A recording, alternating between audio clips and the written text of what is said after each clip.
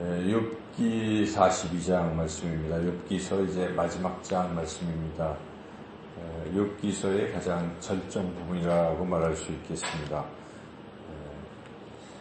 욥이 고난, 잘못도 없이 고난을 당하게 됐죠. 그래서 그 고난 중에 이 세 친구들과의 대화를 통해서 또 혼자 독백을 통해서 하나님께 이제 또 말씀도 하고 하는 그런 이야기들인데, 욥은 처음에는 하나님의 주권을 인정해서 주신 자도 여호와요 취하신 자도 여호와다 이렇게 고백했던 욥이 고통이 심해지니까 또 친구들이 자꾸 약 올리듯이 이야기를 하고 그러니까 점점 하나님에 대한 원망도 생기고 또 삶에 의욕도 없고 등등 그런 가운데에서 이제 시간이 자꾸 지나면서 욥이 점차 좀 변화가 되고, 그래서 어쨌든 하나님을 놓치지는 않고 끝까지 하나님을 이제 붙들고 그렇게 하나님께 자기의 무죄를 알려달라는 식으로까지 이제 이야기하고 그랬죠. 그래서 욥도 잘못한 부분이 많이 있습니다.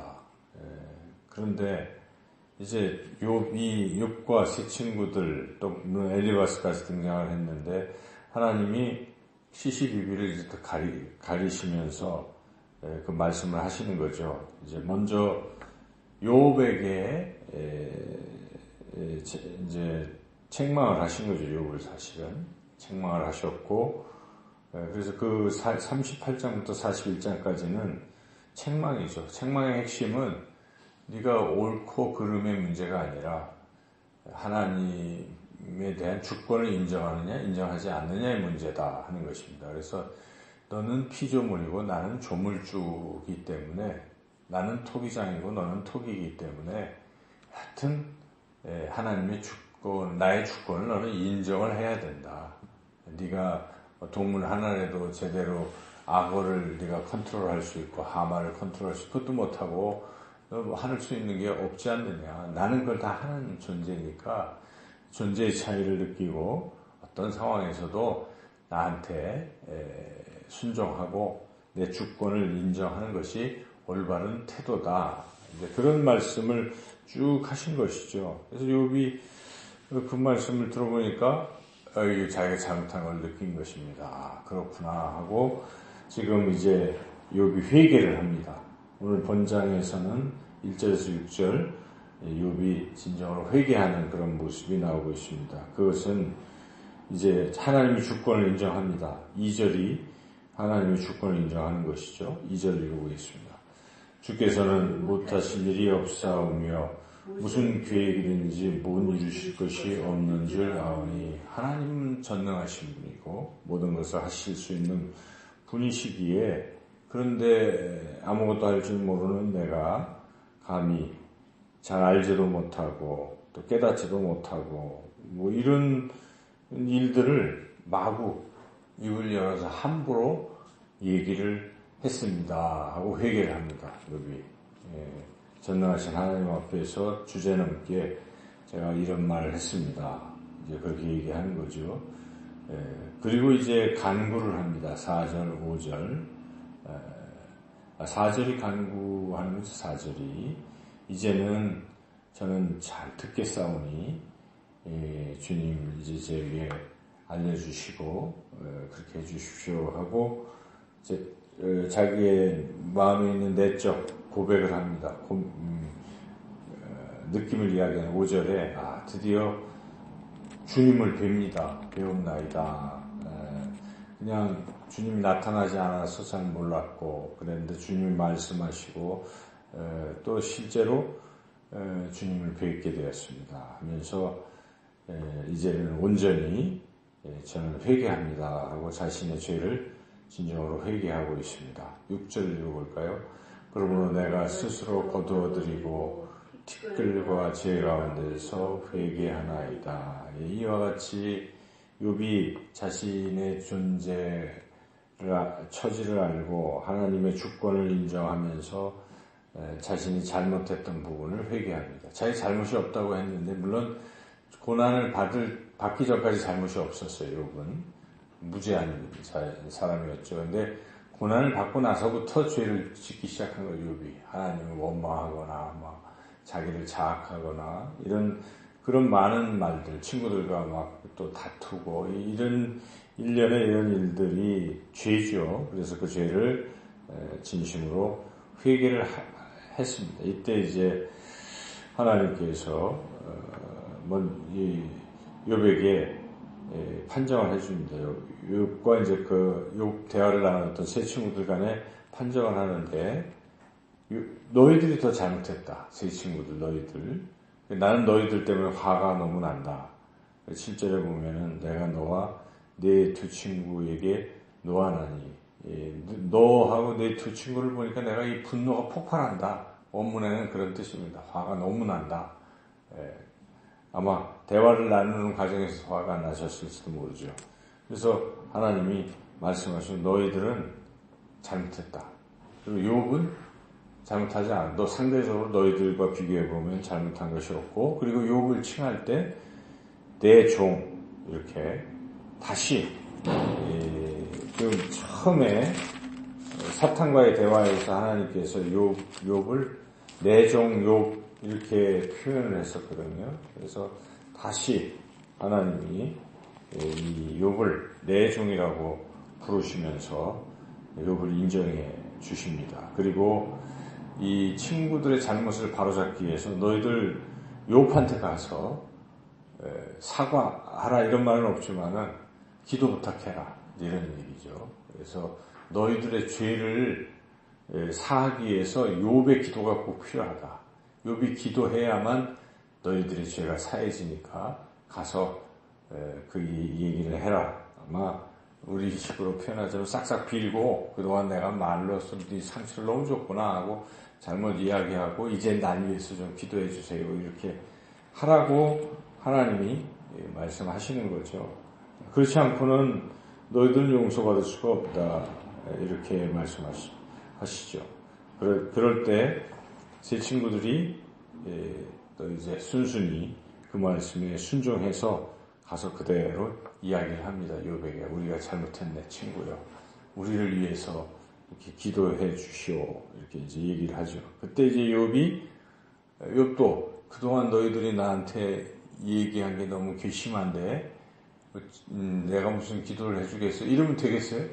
아니죠. 욥도 기분 나쁘고 뭐 여러 가지 그런 상황이 막 욥도 굉장히 분노했지 않습니까? 제 친구들한테 위로는 하지 않고 뚱딴지 같은 소리하고 정죄했기 때문에 욥도 언짢은 것은 틀림없습니다. 그렇지만 와서 싹싹 빌고 기도해달라고 할 때 욥도 돌이켰습니다. 그래서 그 친구들을 이제 받아들이고 친구들을 위해서 간절히 기도했다는 것입니다. 관계가 회복된 것이죠. 욥의 세 친구와 욥의 관계가 회복이 됐습니다. 그렇게 관계가 회복이 될 때 하나님께서 욥을 회복시키셨다 하는 것이죠. 이 부분을 우리가 참 주의해야 될 필요가 있습니다.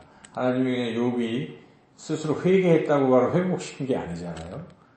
이가 진정으로 제 친구들을 위해서 기도를 마쳤을 때 그때 욥을 회복시키신다. 그래서 하나님께서 사람 사이에 관계까지도 회복되기를 원하신다는 것을 우리는 깨닫습니다. 하나님과의 관계 회복, 죄를 회개해서 관계 회복을 해서 하나님과 화목하게 되는 것도 중요하죠. 그런데 계속해서 사랑과의 사이에도 화목해져야 된다. 서로 죄를 용서를 구하고 용서하고 그런 화목이 회복되어야 하나님이 진정한 또 이런 모든 것을 회복시키신다는 이 부분 굉장히 중요합니다. 10절을 같이 한번 읽어보겠습니다. 욥이 그의 친구들을 위하여 기도할 때 여호와께서 욥의 공경을 돌이키시고 여호와께서 욥에게 이전 모든 소요보다 갑절이나 주신지라. 그래서 여기에 기도할 때 원문에는 기도할 때로 번역할 수도 있지만 기도했기 때문에 이로 말미암아 이런 그렇게 되어 있습니다. 그래서 기도했기 때문에 서로 화해하고 서로를 용서했기 때문에 하나님께서 다시 전보다 2배로 회복을 시켜주셨다는 말씀입니다. 그래서 그 주신 내용들이 쭉 나오죠. 그래서 또 특별히 11절에서 유념할 것은 다른 관계들도 다 회복시키시고 있습니다. 친구들과의 관계뿐만 아니라 사실 욥이 고난당했을 때 형제, 자매, 또 지인들이 다 욕했어요.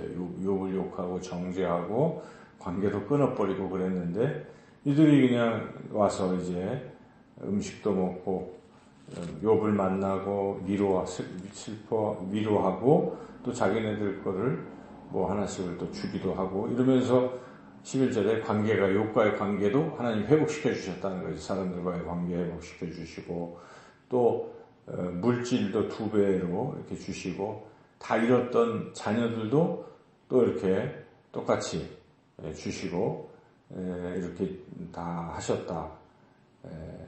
그리고 수명도 뭐 어찌 보면 2배라 그러면 참 그렇지만은 이 성경이 이제 70인역이라는 게 있습니다.